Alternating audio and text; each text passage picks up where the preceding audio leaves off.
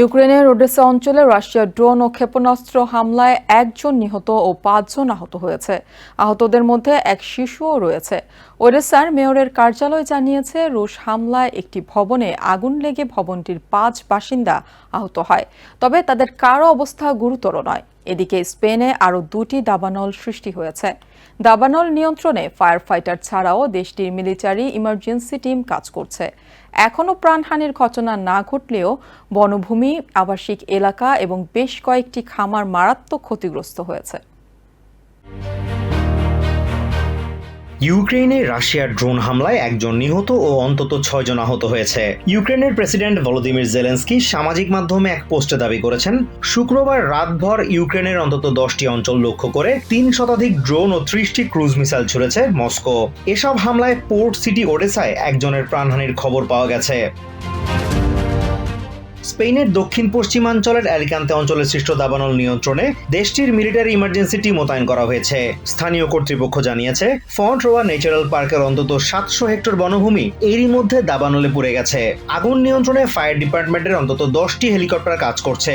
অন্যদিকে নাভালুয়েঙ্গা অঞ্চলের পৃথক আরেকটি দাবানলে বেশ কয়েকটি খামার ক্ষতিগ্রস্ত হয়েছে। পরিস্থিতি আরও খারাপ হলে স্থানীয় বাসিন্দাদের সরিয়ে নিতে প্রস্তুতি নিয়েছে স্থানীয় প্রশাসন।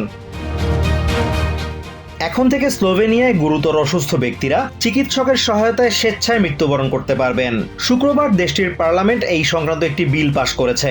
বিলের পক্ষে ৫০ এবং বিপক্ষে ৩৪ ভোট পড়ে। ভোট দেয়া থেকে বিরত থাকেন ৩ আইন প্রণেতা। নতুন এই আইনের আওতায় সুস্থ হওয়ার সম্ভাবনা নেই এমন গুরুতর অসুস্থ কোনো মানুষ স্বেচ্ছায় মৃত্যুবরণের জন্য আবেদন করতে পারবেন। তবে এই ক্ষেত্রে চিকিৎসকদের নিশ্চিত করতে হবে যে অসুস্থ ব্যক্তির সুস্থ হয়ে ওঠার ক্ষেত্রে আর কোনো চিকিৎসার অবকাশ নেই। ইটালি আর মাত্র ৫ বছরের মধ্যেই কোনো না কোনোভাবে সরাসরি যুদ্ধে জড়িয়ে পড়বে বলে মনে করে দেশটির অন্তত ১/৩ মানুষ। তবে প্রাপ্তবয়স্কদের মাত্র ১৬% দেশের হয়ে যুদ্ধ করতে আগ্রহী। সেন্টার ফর সোশ্যাল ইনভেস্টমেন্ট স্টাডিজের এক জরিপে এমন তথ্য উঠে এসেছে। জরিপে অংশ নেয়া ১৮ থেকে ৪৫ বছর বয়সীদের মধ্যে ৩৯% সামরিক বাহিনীর হয়ে যুদ্ধে অংশ নেওয়ার বিপক্ষে মত দেন।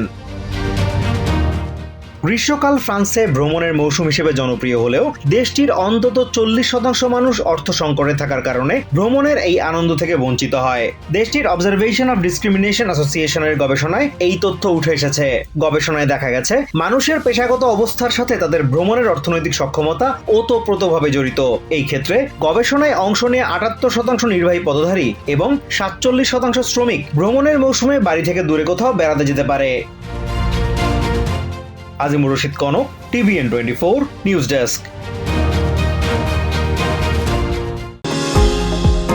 নিউ ইয়র্ক থেকে সম্প্রচারিত TVN24 টেলিভিশন বিশ্বজুড়ে বাঙালির কণ্ঠস্বর।